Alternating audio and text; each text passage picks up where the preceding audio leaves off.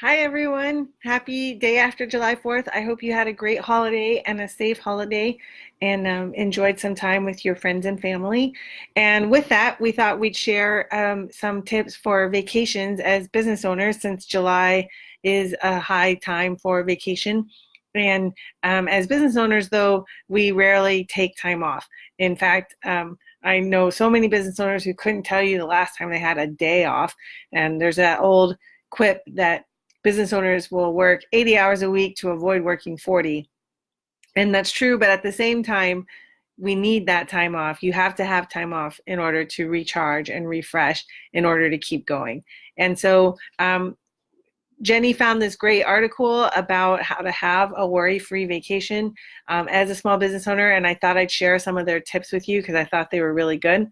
And one is to just shut down and plan for that and enjoy your time off. That way, you don't have to really worry while you're gone. If you have a brick and mortar like a retail store, you can just shut down and put a sign up that says you're going to be closed. If you're a service-based business, then you'll want to give clients advance notice as much as possible that you'll be out of the office and not schedule meetings during that time. Now, especially to us as Americans, that might seem crazy.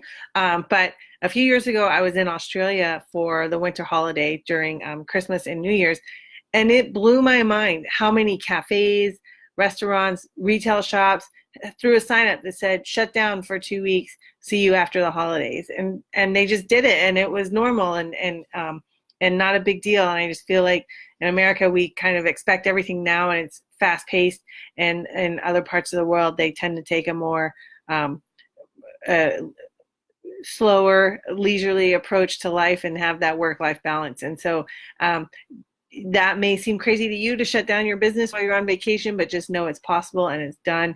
And there is that risk that you will lose money while you're gone, but at the same time, you'll be able to recharge and therefore can make more money on your way back when you get back. Another option is to, if you're able, take your work with you. I like to call those workcations, where if you're a completely virtual business like we are at Freedom Makers, as long as there's good Wi-Fi, I can pretty much work anywhere. And I do that sometimes when I have family living abroad, and I'll go out for a month at a time, and so I'll make sure that I'm working during that time, because if I'm going to be gone for a day or two, I will shut down. But if I'm going to be gone for a longer period of time, I do have to make it a workcation. And that does get hard, though, because after a while you're like, I kind of just want to spend time with my family or enjoy the time to go sightseeing or sit on the beach or do whatever you're doing for a vacation. So if you're making it a workcation, then it's not really a vacation, right?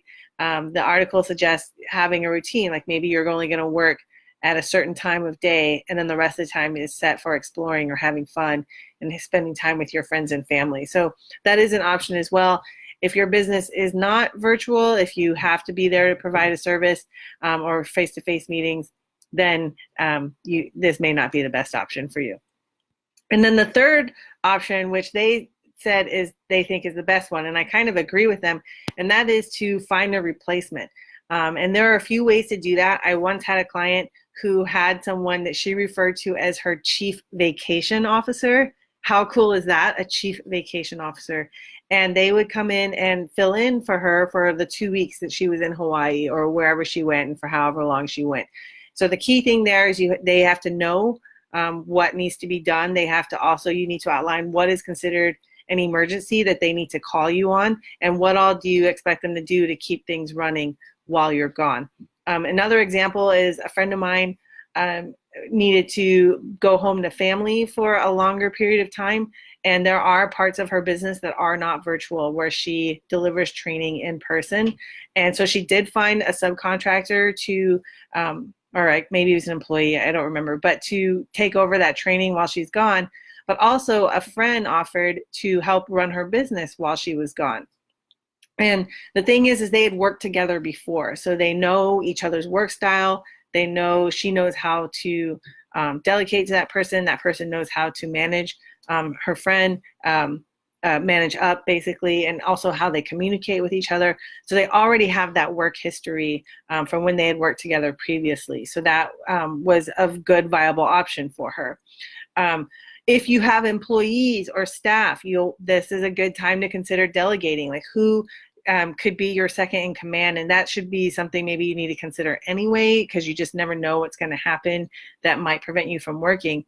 But that could be something that you work on year round, is building out your team and your staff so that you have a second in command, or at least someone who can step in while you're gone. I like to call those backups. Like even if you're a team of 2 or 3 people, at least everyone for everything that someone does, there needs to be a backup person who knows how to do it and who can do it if for some reason that primary person needs to step away for a little bit, whether it's vacation or emergency or anything like that.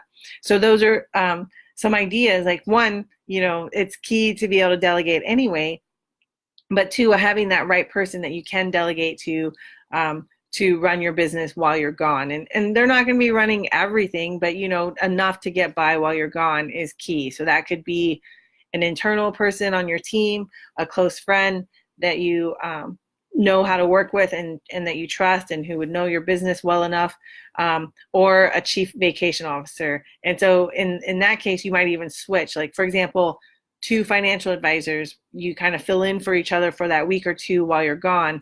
And like I said, as my previous client called it, a chief vacation officer. I just love that. And I'm just going to keep saying it over and over. Anyway, so those are some tips, but the key thing is you got to take vacation. You got to enjoy some time off and some time to recharge and reset.